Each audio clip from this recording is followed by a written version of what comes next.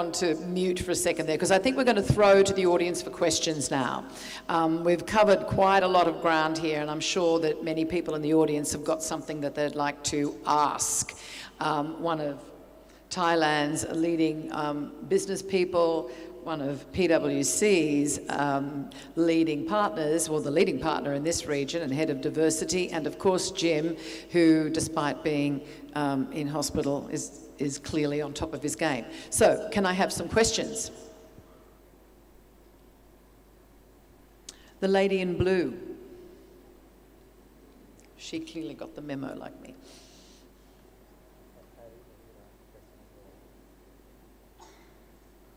Can you say who you are and Yes. where you, what you do? What is you Hello. do? Yes.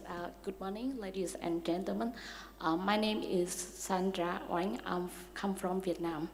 I'm the founder and CEO of companies in logistics and cross-border e-commerce. So I have questions and would like to receive the advice. The fact is that managing companies in uncertainty is very challenging. We must sacrifice something in short terms, and there is something should be secure and raised up.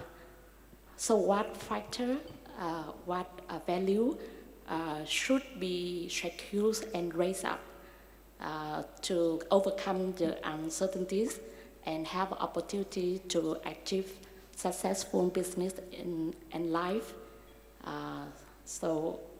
It is my question, and I would like to hear your advice. That's a big question, and I think I need a big thinker for that one. It's a philosophical as well as a business question, Harold. You're uniquely qualified. Well, I think always try what we are here for. So if you are here to do some benefit for society, so keep that always up in the forefront. And when you talk about sacrifice, maybe you mean sacrifice for yourself, then it's easy to talk to yourself whether you're willing to do that or not. But then for the family, I think it's really important to have an open talk about it. Now, in the Young President Organization, they have a thing called Forum, and in this is a group of friends, and they will always, once a month, talk about what's their biggest worry, what's their biggest hope, and how they feel, and so on.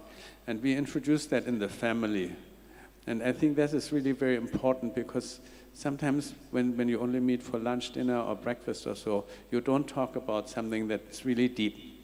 So it may be that the children or the husband doesn't understand or doesn't want to understand, or things completely different from what you actually want. And so I think always it's good to talk about it. So I can recommend to anybody to have this family council where you exchange views and ideas. And we have quite some lot investment in Vietnam.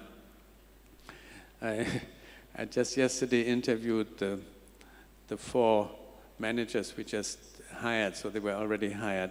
And they were all women. They're super competent. And I tried to explain to them what BGRIM stands for, what we want, and also, of course, what they want, what they aspire to, because I think this is really important to know from everybody in your company what they aspire to. Though you can either cater to it or you can't, but at least you know. And I think this is another very important part. Try to be open. Don't have too many hidden agendas. Don't be smart. Don't be circumventive. And so try to, if you have something good to offer, talk about it and have a close relationship with your people, and so that you are really one team, a genuine team, you stick together. And I hope Vietnam is the same as Thailand. Thailand, the bigger the trouble, the more we stick together. So in the moment, Vietnam has both parts, both great opportunities and also issues. So this is my comment to you. I hope it's helpful. Thank you. Thank you. And yeah, can I add to that? And I'm not going to give a philosophical answer, but from a corporate sense, I talked about the full inbox, right? So I think what we have been saying to the clients that we advise and discuss with is there truly needs to be a conversation, a real authentic conversation, the C-suite with the shareholders to say, look, what are really our priorities? Because there is, and this has been going on for years, the list just gets longer and longer, where it's sort of adding on things to the list, and it's unrealistic to expect management and the CEO and business leaders to deal with all of that and yet deliver shareholder value as well. So delivering shareholder value, however value is defined, is important, but I think there's a need to pick that up, decide which are the things we go. If addressing from a corporate perspective climate change and the effects of that and getting to net zero is a priority, fine, let's put that there. But what are the things that are going to drop off in terms of prioritization? I don't think it can be a never-ending list of being things added on to that list. So key point is having that genuine, authentic conversation between the shareholders and the management, so they are clear in terms of, and aligned in terms of what are the things that we need to do. Thank you. Thank you very much for your question. I'm here. Oh, okay, there we go. A question for Shri. I was delighted to hear that the company has set up quotas for women in senior management. What was the reception of supervisors to that, and how far down do you go? You know, when I was on the board of a company, I had asked for, can you give me the pay packages of our women senior executives versus men? And they said, how far down do you want to go? And I said, down to VP. And I was vice chair of compensation, and my chair said, Irene, we only go down to senior executive vice president. And I said, if you are serious about succession planning, you will go down to vice president. And the nice thing about being a board director, you can ask anything, and they have to give you the answer. So I was curious about the reception and how far down it goes. And to Jim, if you're around, I like the idea of the slate being gender free, if you will, because now you're asking whoever is giving you a slate to have women in it. But one of the things I've discovered in companies that ask for diverse slates, the decision makers are still men, but it looks good. We ask for gender, you know, in every slate, but the men get chosen. How do you control that? Oh, crikey. Jim, do you want to kick off, and then we'll come to Shri? And also you, Harold, have you got a comment? Jim?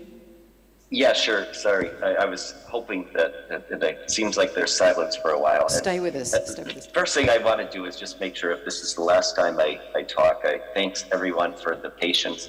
I hope you understand how bad I wanted to be a part of this, and this isn't quite how I imagined it, but I do appreciate your putting up with my participation today, and I've gotten a lot out of it.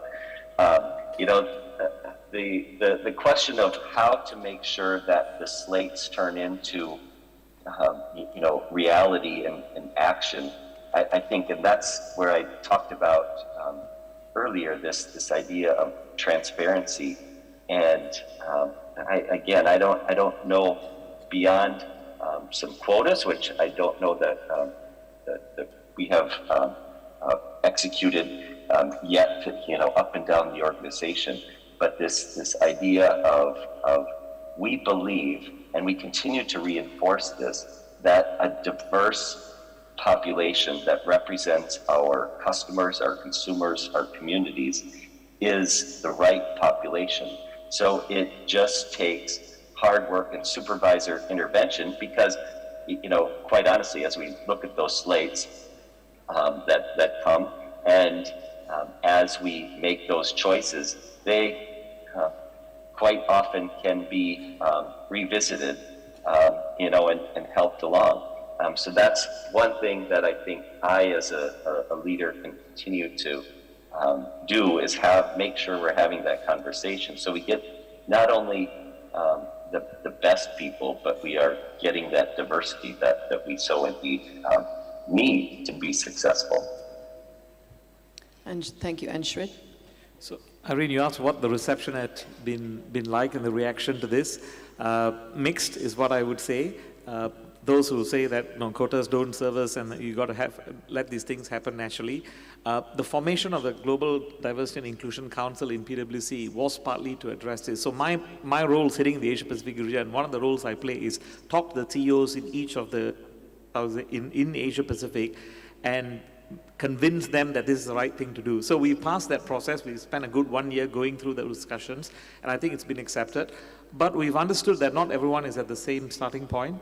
There is a period of time to get to the targets that we want, and this is something that's being monitored. So I would say a fair bit of influence and persuasion to get us to where it is, but it's accepted that we need to do this as a firm. Second bit is how far down we go. We have focused on leadership and the management board because we do fairly well up to manager level, both in terms of the mix and in terms of issues such as pay gap. It's above that where we have more of an issue. So I think whilst we are not taking our eye off what's going on right at the lower levels, the focus is really around leadership because we think it starts with that. Once you fix that, everything else hopefully will follow as well.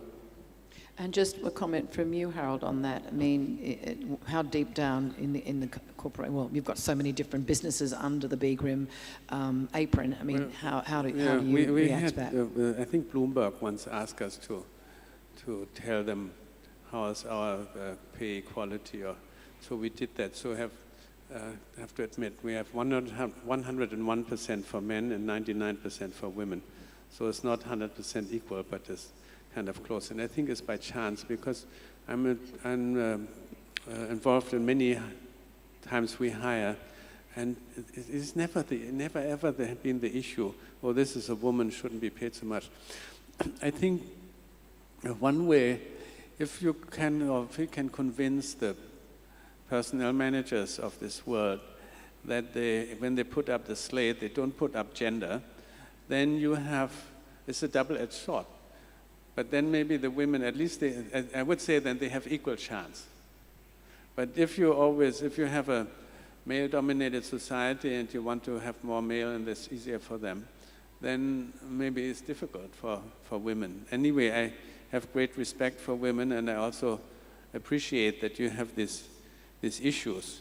And one thing I would like to leave with the audience, I think for a good reason, God gave certain qualities to women, and I would like the women to keep these qualities and don't try to become a man in order to advance. And Unless you really want to. Unless you really want to, unless you feel like a man. But because I think in all organizations in the world, we need these female qualities. Female qualities and male qualities, they're just sometimes different. And we need to have this combination for everybody to advance. And actually, I'm not an advocate of shareholder value. I'm one advocate of society value. And society will prosper if the women can remain women and have a high position in a company, like Kun Kop Kan here, organized this event fantastically well as a chairman of our most professional bank, chairwoman, sorry. And so please stay women. Thank you for that. I think we've got time for one more question, or off the okay. A short question because my friend Gwen Robinson is ready to take over, and she's an impatient person. Unfortunately, because I think I have a long question. But so it won't be a question then, therefore. Thong Thip, Kun Ying Thong Thip Ratanarat, profession, retired. Because I'm probably the oldest woman